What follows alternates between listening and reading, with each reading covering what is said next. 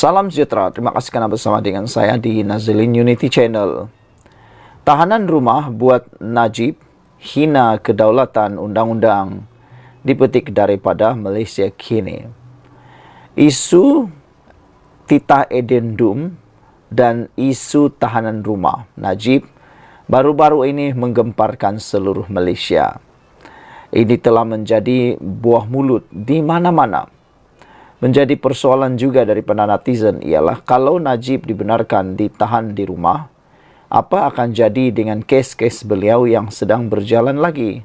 Antaranya ialah kes utama berkait dengan 1MDB. Kerana sebelum ini bagi mereka yang belum tahu, Najib dipenjarakan sekarang ini kerana beliau didapati dan disabitkan bersalah dalam kes SRC, sebuah anak syarikat daripada 1MDB. Jadi, itu cerita SRC. Yang Najib dipenjarakan ialah SRC. Bagaimana pula dengan kes 1MDB yang masih berjalan sekarang? Mereka punya persoalan ialah, kalaulah Najib kalah di dalam isu 1MDB, adakah beliau akan diangkut semula dan dimasukkan pula dalam penjara walaupun sudah mendapat perintah tahanan rumah? Bagaimana nanti? Adalah dua lagi keputusan yang mungkin perlu lagi diselesaikan, kata mereka. Jadi ada beberapa netizen memberikan cadangan dan pendapat. Mereka kata, kalau begitu biarlah habis dulu semua kes perbicaraan Najib, barulah diputuskan sama ada Najib perlu tinggal di rumah sebagai tahanan rumah atau beliau terus di dalam penjara sahaja. Hari ini, satu artikel ini dipetik daripada Malaysia Kini benar-benar membuka minda kita. Tahanan rumah buat Najib hina kedaulatan undang-undang, kata laporan ini.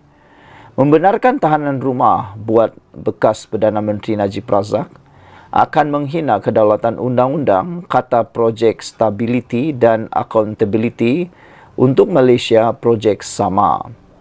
Ini kerana Menteri Dalam Negeri belum membuat sebarang peraturan untuk membolehkan tahanan rumah, katanya dalam satu kenyataan hari ini. Jelasnya, Seksyen 43 Akta Penjara 1995 membenarkan mana-mana banduan dibebaskan atas lesen tertakluk kepada mana-mana peraturan yang dibuat oleh Menteri. Membebaskan Najib atas nama tahanan rumah akan menjadi penghinaan terhadap kedaulatan undang-undang.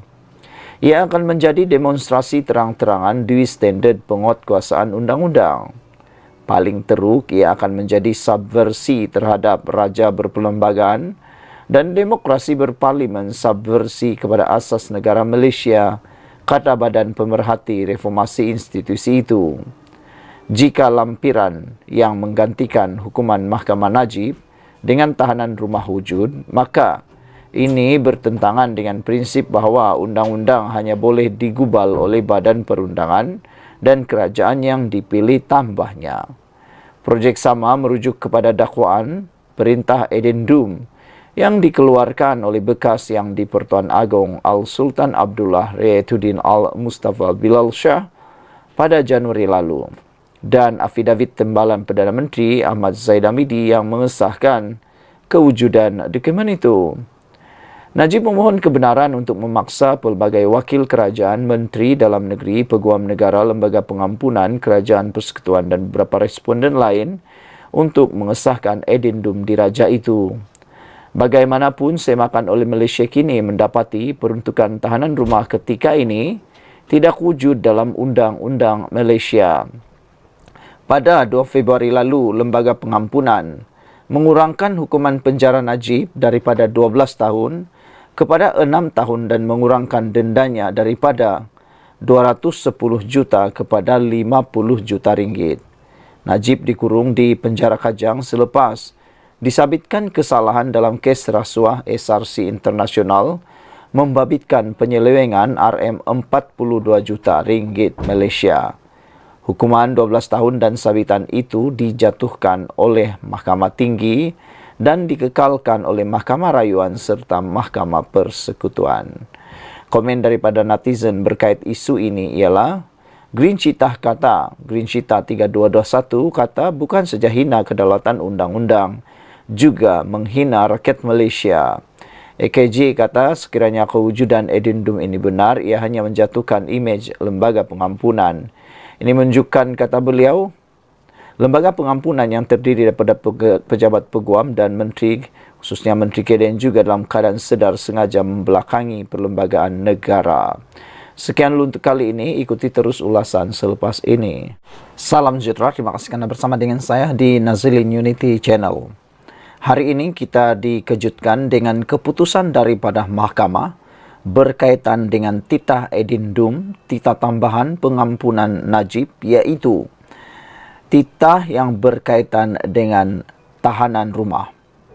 Baru-baru ini, Zafrul telah pun memfailkan permohonan untuk membuat pengubahan ataupun membuat pembetulan terhadap fakta yang disampaikan oleh Zahid. Terkini, Tengku Zafrul gagal fail affidavit atas perintah tambahan. Mahkamah Tinggi enggan memberi kebenaran atas alasan tiada peruntukan undang-undang untuk individu, bukan pihak dalam prosiding semakan kehakiman memfailkan affidavit. Menjadi persoalan ialah, adakah dengan ini akan memudaratkan kes tersebut selepas percubaan Tengku Zafrul gagal di dalam memfailkan affidavit, membetulkan fakta dalam affidavit Zahid Hamidi. Tengku Zafrul memohon untuk memfailkan affidavit bagi membetulkan kesilapan tertentu berhubung perintah tambahan membenarkan Najib Razak menghabiskan baki hukumannya bawah tahanan rumah. Mahkamah Tinggi enggan memberi kebenaran kepada Tengku Zafrul Abdul Aziz memfailkan affidavit bagi membetulkan kesilapan tertentu berhubung dakwaan perintah tambahan Najib Razak menghabiskan baki hukumannya di bawah tahanan rumah. Peguam Kanan Persekutuan Samsul Bol Hashan yang mewakili kerajaan berkata, mahkamah menolak permohonan itu atas alasan tiada peruntukan undang-undang untuk individu bukan pihak dalam prosiding semakan kehakiman memfailkan affidavit. Tetapi Samsul berkata, mahkamah memaklumkan Tengku Zafrul dan peguamnya boleh mencuba sekali lagi jika Najib dibenar meneruskan cabaran undang-undangnya. Menteri Pelaburan, Perdagangan dan Industri diwakili Peguam Sunil Abraham, manakala Syafi Abdullah mewakili Najib. Dalam permohonan difailkan pada 1 April, Najib mendakwa yang di Pertuan Agong Al-Sultan Abdullah Sultan Ahmad Shah mengeluarkan perintah tambahan semasa mesyuarat Lembaga Pengampunan Wilayah Persekutuan pada 29 Januari, sehari sebelum penggal baginda berakhir. Bagaimanapun, Najib mendakwa perintah tambahan itu tidak diumumkan oleh lembaga pada 2 Februari dan kerajaan melakukan penghinaan kerana tidak melaksanakan perintah tambahan itu. Najib juga berkata, peguamnya menulis surat kepada Perdana Menteri Anwar Ibrahim, Timbalan Perdana Menteri Zahid Hamidi, Menteri Dalam Negeri Saifuddin Nasution Ismail dan Menteri di Jabatan Perdana Menteri Undang-Undang dan Reformasi Institusi Azalid Uthman Said untuk mengesahkan sama ada perintah tambahan itu wujud. Mereka tidak menerima sebarang jawapan. Najib mahu mahkamah memaksa kerajaan melaksanakan perintah tambahan itu jika wujud dan meletakkannya di bawah tahanan rumah. Zahid memfailkan affidavit untuk menyokong permohonan cabaran undang-undang Najib dengan mendakwa Tengku Zafrul telah menunjukkan kepadanya perintah tambahan semasa pertemuan mereka. Beliau menunjukkan kepada saya salinan perintah tambahan tersebut pada telefonnya yang diambil daripada salinan asal ditunjukkan kepadanya oleh Sultan Abdullah, katanya lagi. Mahkamah Tinggi menetapkan 5 Januari untuk memutuskan sama ada membenarkan Najib meneruskan cabaran undang-undangnya. Sekian dulu untuk kali ini. Jangan lupa tinggalkan komen Anda. Kita jumpa lagi. Salam sejahtera. Terima kasih kerana bersama dengan saya di Nazilin Unity Channel. Ini keputusan terburuk ataupun ini berita terburuk duka cita dan malang tahap gaban untuk Menteri Besar Perlis. Apabila disahkan, sekali lagi, Menteri Besar Perlis akan dipanggil semula, kata SPRM. Walhal sebelum ini ada yang mengatakan, termasuk pengakuan yang amat kita tunggu, ada yang menyatakan bahawa Menteri Besar Perlis ini tidak akan dipanggil oleh SPRM lagi.